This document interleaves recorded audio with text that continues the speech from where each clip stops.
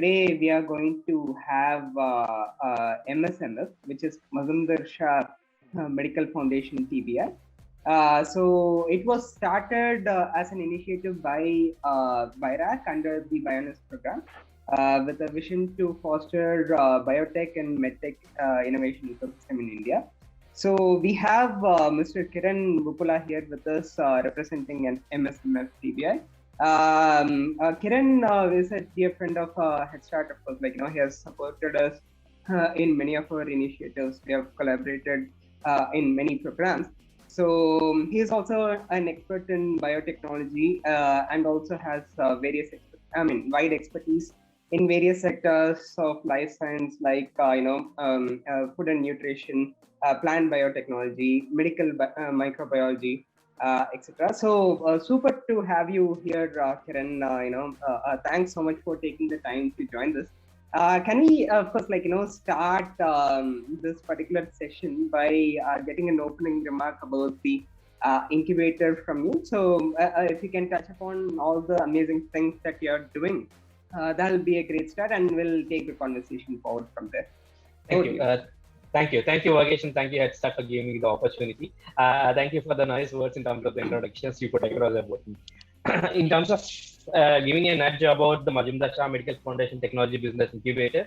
So as Vagesh rightly mentioned, it was an initiative by the Biocon Foundation, Dr. Kiran Mazumdar Shah, and Narayana Group of Hospitals, Dr. Devi Shetty, and the current Managing Director, Dr. Paul Salis, who is also the Medical Director of Narayana Group of Hospitals. So right from inception, in the days back in 2014, we were honored to get support from the DST through NIDI's program and from the DBT through BIRAC Bionis program, and currently with Invest India Startup India Sequence scheme. So far, we are proud to say that we are India's first hospital-based bio incubator, nurturing healthcare innovations, entrepreneurs, and startups across various sectors, ranging from medical devices, diagnostics, pharma, vaccines, new drug discovery, new drug delivery, assistive tech, point-of-care devices, artificial intelligence, assistive tech, and the deep tech startup ecosystem in India. So it's been a very quite exciting journey being part of MSMF-TBI as head of operations, and then having a good team who are eminent in their own fields. Sitting inside a hospital will give you a more robust exposure of how the innovation or the innovator should work right from the ideation, which is TRL 2 or 3 to TRL 7 and 8 until pre-commercial. So everything can be done under one roof. That's where we stand out clearly from other bio-incubators around in India and abroad. Super. Thank you so much for the introductory remarks. Glad to hear all the cool things that MSMF is providing to the startups. And to start with, when you take medical science, medical technology, it requires precise it requires precision, right? More than anything else. So what are all the top resources that MSMF provides to the startups, which ensures the success of startups in the healthcare spectrum?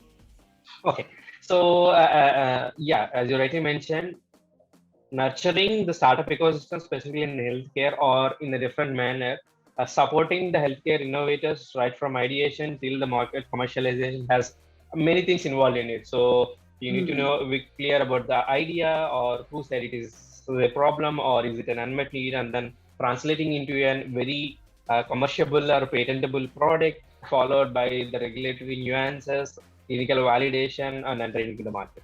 So this requires a humongous support, hand-holding or mentoring from the bio-incubator ecosystem across India. That's where we come into the picture of handling the incubators right from the ideation, connecting into the key opinion leaders to our huge Narayana Group of Hospital network. And then we also partner with the different hospitals, Cremicia, funding partners, etc., to handhold them and then make sure that they escalate or move from one point or from technology level, readiness level to another technology level. So by providing the comprehensive support in terms of funding, access to the enablers, or access to the state-of-the-art infrastructure we have at MSMF, and then a regulatory framework, regulatory networks, preclinical, clinical validation, and then most importantly, the go-to-market strategies enabling them from an idea-driven entity into a commercial, tangible entity. So during this, I mean, if I say about the timelines for any licenses or an healthcare startup, the gestation period is quite high. So it may range anywhere between 6 to 8 years. And then in order to sustain or keep up the momentum, that's how we actually support the enablers out there in the ecosystem. Right. See, interesting that you say this, right? I was just thinking about the gestation period. Of course, like I said, to get the position, even if it is a startup with really what do you say, proficient mentor founders who are expert in this field. It has its due time to kind of from the ideation stage to the go-to-market, right? So how does kind of and there is a clear difference between the timelines of startups in the healthcare and the other sectors, right? So as an incubator, how do you kind of select the startups and at what stage, and also how do you determine exactly where you need to intervene, right? So incubation, of course, the resources are limited. There should be balanced sort of what do you say, optimal usage of such resources across different startups, right? So would love to hear about how exactly you select the startups, and where are all the places that your incubator kind of intervenes, and how do you kind of sustain in this long gestation period, basically? Right. Thanks for the question, Vage. So in terms of the incubation support, so we have a rolling call 24/7. So there is an application link up in our website, and then the folks can have submit an application. And then in terms of the stages, we support anywhere from the TRL3 to TRL7, which means from an ideation or a proof of principle stage of the thing. So how we support in the different gamuts of the product development is, as we are sitting inside a hospital, access to the clinical network or access to the clinicians plays a pivotal role, because they are the ones, because the majority of the medical device and diagnosis go into the B2B segment rather than the B2C segment, which they enter in the later stages once they have established the product in the right product market fit. So this access to clinicians plays a pivotal role for them to be along with the founder to develop the product, validate the product, and then test the product in the real world out there.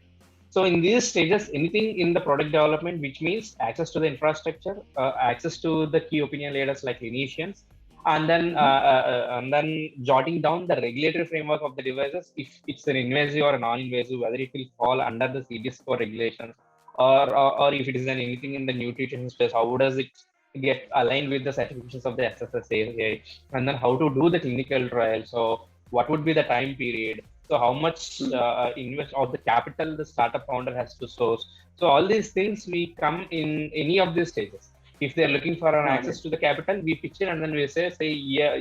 So you apply for 1, 2, 3, 4 schemes of the government, or attend the events like Headstart, which give the opportunity to access to the different angel investors or venture capitalists out there, or reach out to the what you can say events like BTS in India, like Slush in Finland, or Hello Tomorrow in Paris, so that you get an exposure, and then you're not limited to only India, and then you are spread pan India. So in any of these stages, we would be happy to jump into a call with the founder if they are incubated virtually, or if they are in the physical setup, we will have a one-on-one directly with the founders, so that any of these challenges they face can be overcome through our support system. Got it. Yeah, super. Yeah, and so the modes of programs, I reckon, will be tailor-made for each startup. Is that the right way to think about this? Or you have a set program also, within which you will be forming a cohort and then running a program? Okay, so we work or we customize according to the need of the startup. Though we have a set of programs which are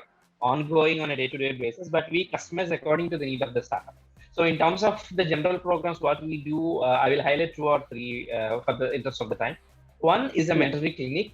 So it is a call open for startups across India, where they get 30 minutes of the doctor time, so that they can get in touch with the doctor one-on-one, get their things clarified. So this is a unique initiative. No other incubator, no other bio-incubator can do in India, because we have this network of the Narayana group of hospitals and other hospitals who are partnered with them. Secondly, there is an initiative called pre-incubation. It is targeted mostly to the students, medical professionals, researchers, or innovators who are an eye to come up with their own startup entity and then develop a product which is unique or anything that can clear in terms of the healthcare aspects. That is the second program wherein we provide right from the pre-incubation till the commercialization. So these two are there. Thirdly, we have a concept called anchor mentor. Whenever we receive an application, we get that checked with the concerned doctor. If it's a medical devices, we will reach out to the doctors who are pro in the medical devices, and then we tag this anchor mentor with the startups. So mentoring or hand holding from the doctor is very, very crucial, whether to succeed or fail or pivot into another product development, which the mentor will support in their journey. So in this way, we make sure that the doctor would be part of the startup community and then eventually end up being what you can say the stakeholder of the company, driving all the way to the different hospital clinics for getting the clearances or the clinical validation and in his set of hospital and in her set of hospitals. That's how we actively support the healthcare innovators across India. Super. Yeah. Would love to know, love to hear a couple of, stories of startups, right? So what are the kind of innovative ideas that MSMF-TBI was able to support and the impact that it could create, right, out of these startups? I think that'll be a great thing to listen to. Okay. In terms of the startup support, so far over the decade of existence, we have supported close to 50 plus startups across sectors, naming from the medical devices to a nutraceutical entity or from a conventional point of care devices to a high-end artificial intelligence based product. So during this journey, we have nurtured many startups. I'll give you a couple of examples like Cymed. They have started their entity right from when we started our foundation as well. So what they specifically do is develop drugs using natural sources and then prevent the non-CD diseases. Say for suppose they have a drug targeted to the pre-diabetics, which will prevent them entering into the diabetic range. And then successfully through our support, they have expanded across Singapore, and then closely now they are working with the US entity in terms of the access to capital and then marketing strategies. That is one set of the startup in the nutrition space. Though I say it's a nutrition, but they are making it clinically validated and tested through the CD score route, though they are using the natural resources to make the acceptance or adoptions in the Indian community. Secondly, there are other set of startup called Terra Lumen Solution. They are the main headquarters is based out of Chennai, but the lady works with us very closely in terms of the clinical trials. So they are developing a device through their patented terahertz technology, which will identify the breast cancer. So we have tagged one of the breast cancer surgeons with their teams to do the clinical validation trials. And then this list goes on and on. So I'll restrict it to these two startups which we predominantly support. So these are all cutting edge devices, deep tech technologies, which are very new and then which can create a very, very great impact at the respective market levels. Super. So, with 5 minutes more, let me just ask a couple of questions, kind of like a general questions, right? So if you can imagine yourself, running the incubator in 2026, looking back, from 2023, what are all the, broad objectives and also specific objectives that, you reckon you would have achieved in this 3 years period? Okay, thanks for this enabling the question in terms of the strategic pipeline, where we ask the startup saying that what is your 3-year roadmap or a 4-year roadmap. So one thing is we are predominantly focusing on incubation, hand-holding the startups. That's where we stand out very clearly from the other incubators. That makes any startup stands unique in terms of developing cutting-edge technologies that we actively stay out. Second is the strategic mentorship, so which I mentioned about the anchor advisor or anchor mentor, which is also quite a good kind of initiative. Being I'm also an entrepreneur, I run my own startup, so I know the value of hand-holding or mentoring at the correct time, at the correct juncture of the product development. Thirdly, expansion is one other role. I think Sripad also rightly touched on the saying that how do you scale your entity and then money-making entity. So global expansion through our partnerships across the world, enabling them to spread the wings across the world so that they would be in a very good commercial situation. First, access to the capital, which is very, very, very required for any bio entity. So all these four things I mean, I can see MSMF standing very clearly or very unique, differentiating from the other incubators in terms of supporting the futuristic ideas of the Indian ecosystem. Got it. Super. So yeah, final question of this session. So if you can, if you have the access to speak with the potential startups who would like to get incubated in your program, where they can reach you, and if you have to invite potential stakeholders to support you in any kind of programs or events or for anything, what would be your call to action for them actually? Okay, so in terms of the supporting startups, we are open around the 24/7. There is an incubation link up there in the website. You can apply. And then I'm also quite active in the LinkedIn community. I'm a Headstart volunteer as well. So do reach out to me in terms of addressing your challenges so that I can also be helpful in your day-to-day journey. And secondly, and then we have this notation in our Headstart where we say that the time to startup is now, which take care of the advantage of this initiative, because there are many schemes which are provided by the different state governments and central governments. So in order to identify an idea, there is a fellowship out there supported by the BIRAC and ESG. And then you take active advantage of all these fellowships and the grant programs to come up with your own startup idea now. And then there is no dearth of incubators in the Indian ecosystem, which can nurture you, foster your innovation through different levels through the support system each and every incubator have.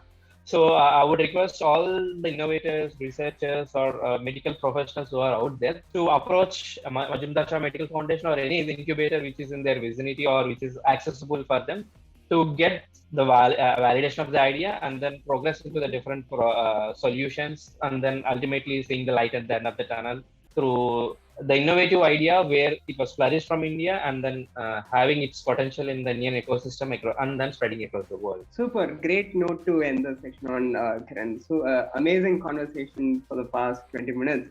So, hoping to, of course, collaborate with you in many such events from Headstart. Whatever support that you would be needing, please feel free to reach out to us. So, thank you. With that being said, thank you so much again for your time to do this.